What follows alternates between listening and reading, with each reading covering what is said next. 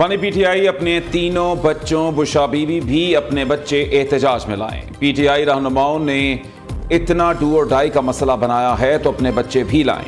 ये लोग दूसरों के बच्चे को लाकर जलील करते हैं, अपने बच्चे नहीं लाते। ख्वाजा आसिफ ने सियासी मुखालिफिन पर तंज के तीरों की बौछार कर दी। वज़ीर आला खैबर पख्तूनख्वा की क़यादत में पीटीआई पहले भी 2 बार हमला आवर हुई। दोनों एहतजाज में अली अमीन गंडापुर कारकुनों को छोड़कर खुद भाग निकले। बानी पीटीआई समेत ये सब रंगबाज हैं, झूठ बोलते हैं। नवाज शरीफ और भुट्टो साहब के खानदानों पर भी आजमाइशें आईं। पीटीआई रहनुमा आसमान से तो नहीं उतरे। वज़ीर दिफा की सियालकोट पर मीडिया से धुआंधार गुफ्तगू, कहा हमारी तरफ से मुज़ाकरात की जो ऑफर हर वक्त मौजूद है। बानी पीटीआई सियासी सतह पर नहीं, सिर्फ एस्टैब्लिशमेंट से मुज़ाकरात चाहते हैं। पीटीआई के लोग डबल एजेंट बने हुए हैं।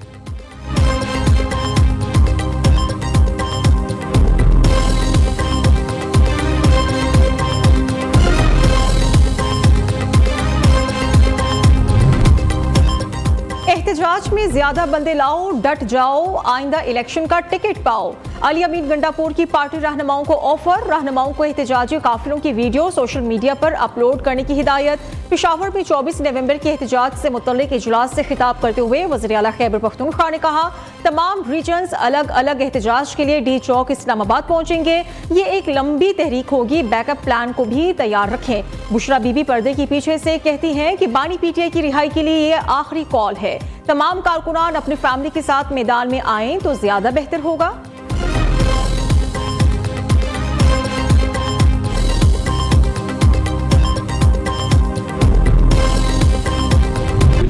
ईस्ट जनरल सेक्रेटरी लिया गया था, लिहाजा मैं इस ओहदे से इस्तीफा देता हूँ। पाकिस्तान तहरीक इंसाफ के हमारा जो लीडर है इमरान खान, उसके मंशूर के साथ, उनके विजन के साथ मैं हमेशा खड़ा रहा हूँ और इंशाल्लाह आगे भी खड़ा रहूँगा।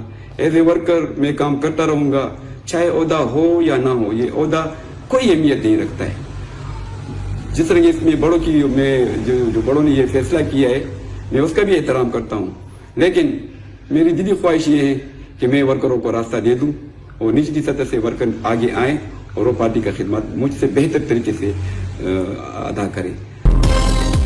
पीटीआई खैबर पख्तूनख्वा में अंदरूनी इख्तलाफात शिद्दत इख्तियार कर गए। 24 नवंबर एहतजाज से कबल तहरीक इंसाफ ईस्ट के नायब सदर अब्बास खान ओहदे से मुस्ताफी।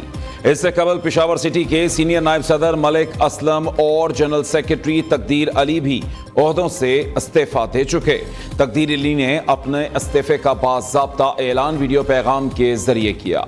मलिक असलम ने हाथ से लिखा हुआ अपना इस्तीफा पार्टी क़यादत को पेश कर दिया। दूसरी जानिब पीटीआई के 3 रहनुमा बानी चेयरमैन के फोकल पर्सन मुकर्रर उमर अयूब, बैरिस्टर गौहर और सलमान अकरम राजा शामिल। तहरीक इंसाफ की जानिब से बाकायदा नोटिफिकेशन जारी कर दिया गया।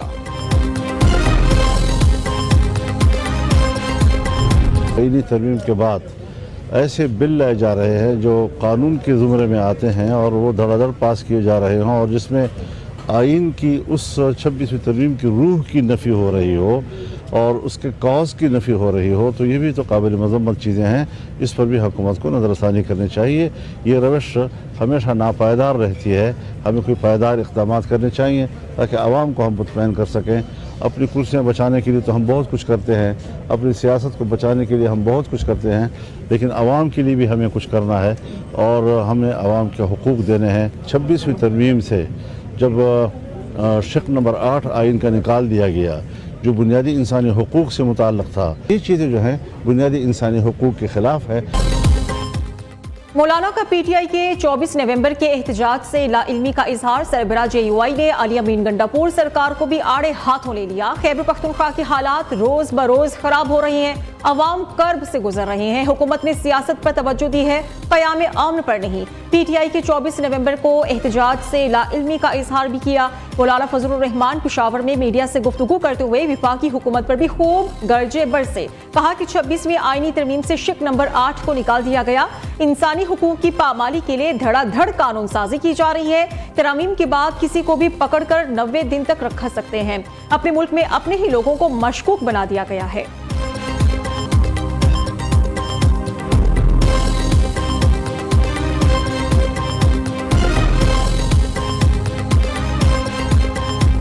कुछ कुछ अरसे बाद इस्लामाबाद पर यलगार करने का ऐलान कर देते हैं। मदीना की रियासत की जो बात करते थे, क्या उन्होंने इखलाकियात और बद तहजीबी बदतमीज़ी का कल्चर इस्तेमाल नहीं किया? क्या मदीना की रियासत ये थी? क्या हम अखलाकियात के अपने वो फ़राइज़ पूरे कर रहे हैं? हम किसी को ना देखते हैं ना सोचते हैं और उसकी बेइज्जती करते हैं, मीडिया पर आकर इल्ज़ामात लगाते हैं। हम अपनी आवाम के आगे झूठे हक़ाइक़ पेश करते हैं। क्या हमने अल्लाह को जवाब नहीं देना? क्या आपकी हकीकी आज़ादी ये एक शख्स पे मैसर है? क्या आप अपने बच्चों को सड़कों पे लाना समझते हैं कि हकीकी आज़ादी मिलेगी? आप सबसे पहले अपने बच्चों को आगे लेके आए, फिर मेरे KPK के बच्चों को बाद में लेके आए।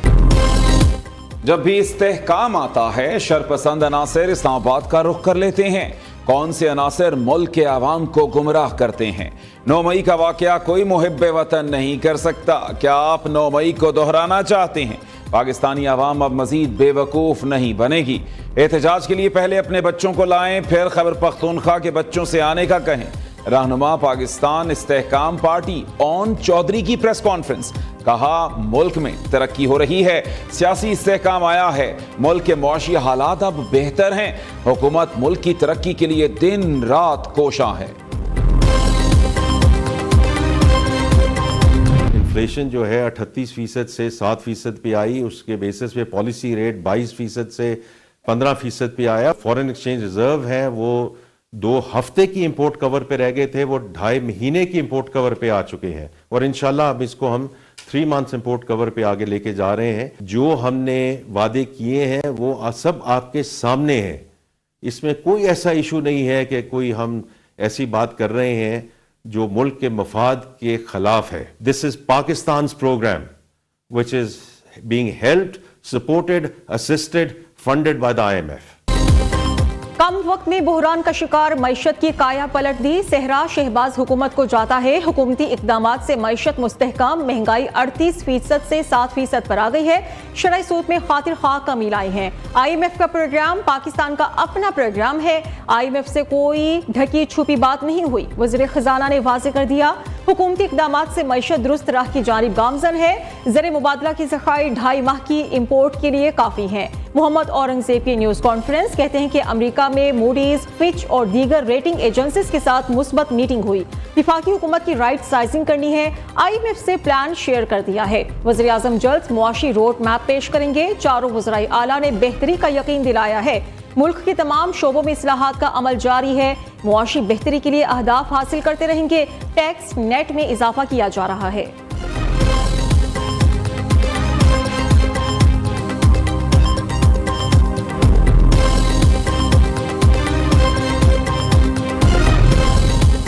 एहसास का रिश्ता, पंजाब की धी रानी का देहात की माओ बहनों के लिए शानदार मंसूबा।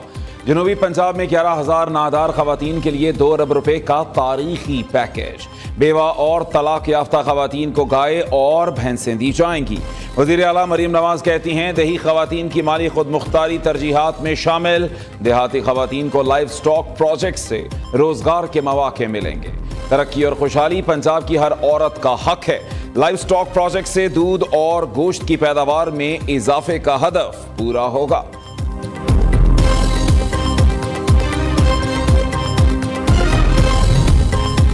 वज़ीर आला पंजाब मरियम नवाज की किसानों के लिए खुशखबरी। किसान कार्ड की तादाद 5 लाख से बढ़ाकर 7,50,000 कर दी। तर्जुमान महकमा ज़राअत के मुताबिक पोर्टल के जरिए 12,89,000 दरखास्तें मौसूल हुई। 4,87,000 मंजूर की गई। 3,61,000 से ज्यादा किसानों ने कार्ड्स भी वसूल कर लिए हैं।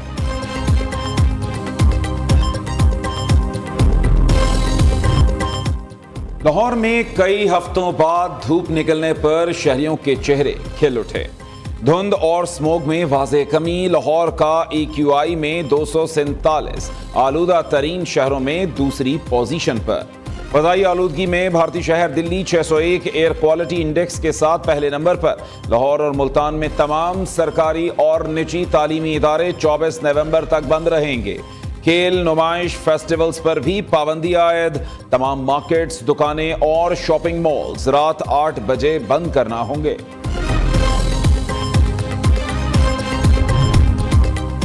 हुकूमत पंजाब का स्मोक कंट्रोल करने के लिए जदीद हिकमत अमली अपनाने का फैसला। लाहौर में ज्यादा आलूदगी वाले इलाकों में फोग कैनन लगाई जाएगी। इससे फिजाई आलूदगी पर काबू पाने में मदद मिलेगी। मंसूबे पर 5 अरब से जायद की लागत का तखमीना लगाया गया है।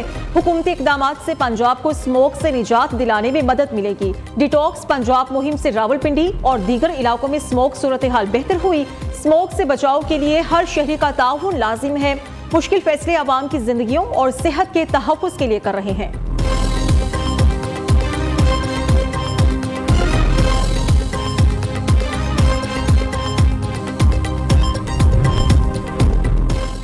पंजाब हुकूमत की UAE फंड में सरमायाकारी की तरतीब। सूबाई वज़ीर इत्तलात आज़मा बुखारी का कहना है कि पंजाब हुकूमत ने किसी भी UAE फंड में सरमायाकारी नहीं की। इस मौजू पर IMF इजलास में कभी बात नहीं हुई। अंग्रेजी अखबार के आर्टिकल में IMF के बारे में गलत तासुर दिया गया कि वह पंजाब के पहले सहमाही खसारे से परेशानी का शिकार है। आलमी मालियाती इदारे ने तस्लीम किया पंजाब हुकूमत को पहले सहमाही के इख्तिताम पर 40 अरब रुपए का सरप्लस हासिल था।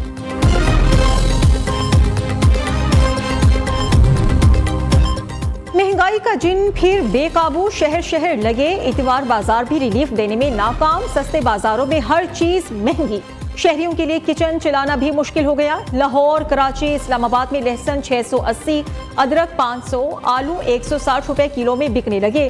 फल भी आम आदमी की पहुंच से दूर हो गए। अंगूर 300, सेब 250 रुपए किलो, केला 150 रुपए दर्जन में फरोख्त। पेशावर में भी अशय खरनोश की कीमतों में एक माह के दौरान कई गुना इजाफा। दर्जे सोइम घी की कीमत 370 से बढ़कर 540 रुपए किलो हो गई। 20 किलो आटे का थैला 1950 का हो गया।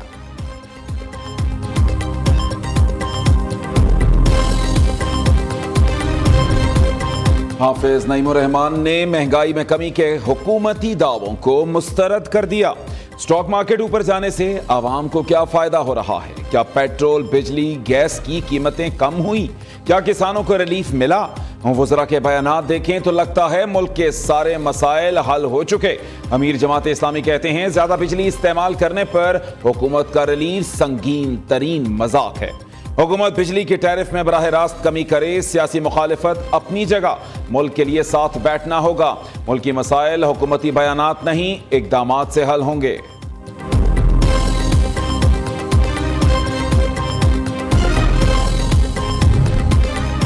बलोचिस्तान असेंबली के हल्का PB8 सिब्बी कमलहड़ी में जिमनी इलेक्शन। वोटों की गिनती का अमल जारी है। पाकिस्तान पीपल्स पार्टी के उम्मीदवार सरदार कोहियार खान आगे।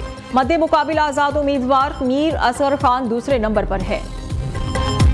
अवामी नेशनल पार्टी की रहनुमा साबिक सेनेटर इलियास अहमद बिलोर की नमाज जनाजा वजीर बाग में अदा कर दी गई। साबिक गवर्नर, साबिक वज़राई आला, सियासी, समाजी और कारोबारी शख्सियात की शिरकत। इलियास बिलोर तवील अलालत के बाइस गुज़श्ता रोज इंतकाल कर गए थे।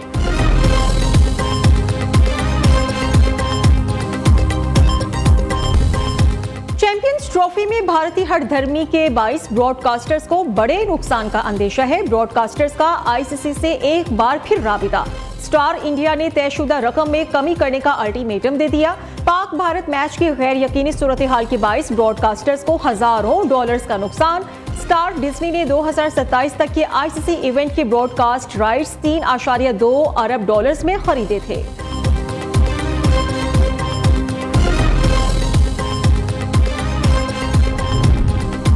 ICC चैंपियंस ट्रॉफी का टूर पाकिस्तान, शहर शहर का सफर। इस्लामाबाद और टेक्सला के बाद चमचमाती ट्रॉफी कानपुर पहुंच गई।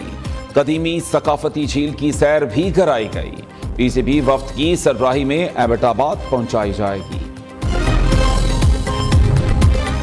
पाकिस्तान और नेदरलैंड्स के दरमियान अगले साल क्रिकेट सीरीज कराने का फैसला। वफाकी वज़ीर दाखिला मोहसिन नकवी ने नेदरलैंड्स की सफीर हैनी डिवरेस की मुलाकात। बाहमी दिलचस्पी के उमूर, दो तरफा ताल्लुकात और मुख्तलिफ शोबों में ताउन बढ़ाने पर तबादला ख्याल। पाकिस्तान और न्यूजीलैंड के दरमियान क्रिकेट को फिरोग देने पर भी बातचीत हुई।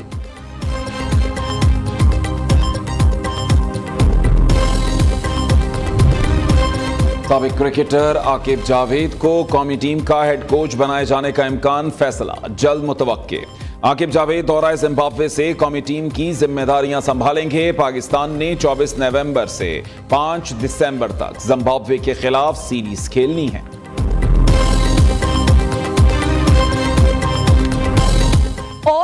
शाहीनों को व्हाइट वॉश से बचने का मिशन दरपेश। पाकिस्तान ऑस्ट्रेलिया कल तीसरे और आखिरी T20 में मद्दे मुकाबिल होंगे। मैच पाकिस्तानी वक्त के मुताबिक दोपहर 1 बजे शुरू होगा। कैंगरूज को 3 मैचेस की सीरीज में 2-0 की फैसला कुन बर्तरी हासिल है।